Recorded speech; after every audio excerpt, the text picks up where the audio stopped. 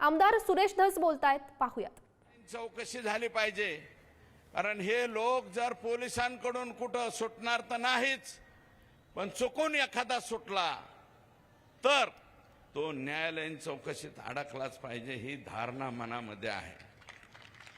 आणि यांना मौका लागला पाहिजे। मौका म्हणजे माहिती आहे ना, को लागला पाहिजे।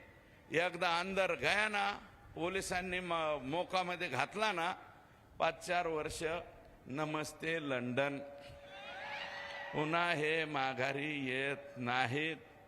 आणि हा जो आका आहे ना, आका तर गेलाच पाहिजे, पण जर का आकाच्या आकाने काही यंटोबंडो केला असेल तर आकाचा आका सुद्धा नंबर लागू शकतो। यांचे लफडे माणसं मारायचे तर आहेतच। अरे कोणत्या पद्धतीने तुम्ही संतोषला मारलं, ही कुठली पद्धत आहे? इतिहासामध्ये छत्रपती संभाजीराजांना ज्या पद्धतीने मारलं होतं, अतिशय हालहाल करून, हे पाहिलेलं आम्ही इतिहास आहे। मी बरोबरी करत नाही, करू शकणार नाही, कारण आमचा छत्रपती संभाजीराजाचा होता 1800 लढाया जिंकणारा, 12 हत्तीचं बळ ज्याच्या भुजामध्ये होतं, तो छत्रपती संभाजीराजा आमचा होता। मी छत्रपती संभाजीराजांची तुलना करणार नाही, परंतु आमच्या लेकराने नेमकं तुमचं बिचारावं काय बिघडवलं होतं? अरे इथं 10वीला लेकरू आहे, एवढुले लेकर आहे त्याचे, तुमचं काय बिघडवलं होतं? फक्त एका दलित समाजाच्या पोराची बाजू घ्यायला गेला होता, बाजू घ्यायला गेला म्हणून मारता। आणि जर तो व्हिडिओ आकाला तर 100% दाखवलाच असेल संतोषच्या मारहाणीचा, पण आकाच्या आकाला दाखवला असेल आणि त्यांनी जर पाहिला असेल तर आकाचे आका, कर लो जल्दी तयारी, हम निकले है जेलवारी, असं सुद्धा तुम्हाला करावं लागल। पण आज मी त्या बाबतीत बोलत नाही। आणि ते म्हणतायत 100 चूहे खा के बिल्ली हज को चली म्हणतात ना, तसा काहीसा प्रकार काल परवा हे आकाचे आका आले, म्हणले जे दोषी असतील त्यांना फाशी द्या। पण आधी नीट वागायचं कोणी सांगायचं होतं? आणि अजित दादा, क्या हुआ तेरा वादा, अजित दादा तेरा वादा क्या हुआ रे? काय को इसको अंदर लिया? ये अंदर लेने का जैसा नहीं है। संगीत दिघोळे पासून त्यांचा संतोष देशमुखापर्यंत हत्याचे बेरेज केले तर अजय दादा जरा हिशोब करा। आणि या हत्या कोणी घडवून आल्या, त्याच्या मागचा मास्टर माइंड कोण, कोणी हे उद्योग केले, हे जर तुम्हाला माहित नसलं तर परभणीला माणसं पाठवा, बारामतीचे माणसं पाठवा, बारामतीचे माणसं परळीत पाठवा, आमच्या इतर लोकांना सगळ्यांना बर का, एका समाजापुरतं नाही, इतर सगळ्या समाजाला काय वागणूक आहे तिथं, काय वागणूक मिळते 18 पगड जातीला? जीव मुठीत धरून बसताय। 200 500 कुटुंब शहर सोडून चालले।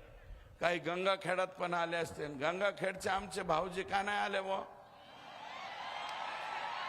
रत्नाकर गुट्टे साहेब आज कुठं अडकले माहित नाही बाबा। डबल पॉलिसी हंता का काय? इकडे हमरे भी साथ और उधर के भी साथ, उनके साथ नहीं है, वो भी हमरे साथ है।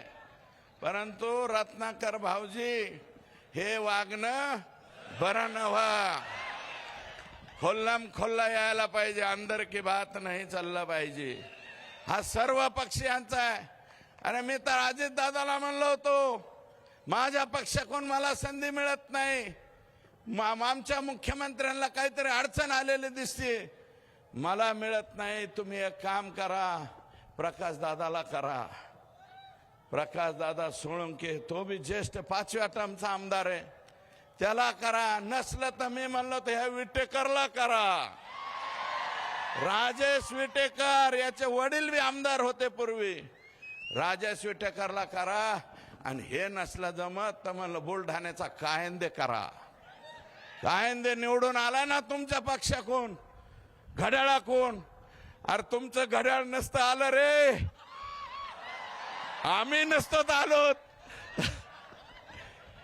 एक मागे बसलेली विभूती आहे, त्यांनी पटांगण केलं म्हणून आपण इथे बर का, नाहीतर सुट्टा खेळ झाला असता सगळ्यांचा.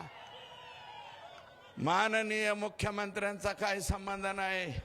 माझं म्हणणं राजेश विटेकर तुम्ही सगळेजण जा, बिन मंत्र्याचा राहू द्या आमचा जिल्हा बर का, तुमच्या पक्षाचा. तरी बी लोक खुश होते. नाही तर लोक क्या हुआ तेरा वादावर येणार आहे. आणि तो वादा अजितदादालाच मागणार. पीक विमा 40,000 हेक्टरवर भरलाय परभणी जिल्ह्यावर. राहुल पाटील साहेब तुमचा मतदारसंघ सगळा शहरी आहे. माझी विनंती आहे बघा शहराच्या सुद्धा सगळ्या प्रॉपर्टी रजिस्टरवर विमा भरलाय का नाही बघा. आणि राजेश विटेकरला माझं म्हणणं आहे, राजेश विटेकर तुमच्या एकट्या तालुक्यावर सोनपेठ तालुक्यावर 13,190 हेक्टरवर रामनाईक तांडा, अमका तांडा, तमका तांडा.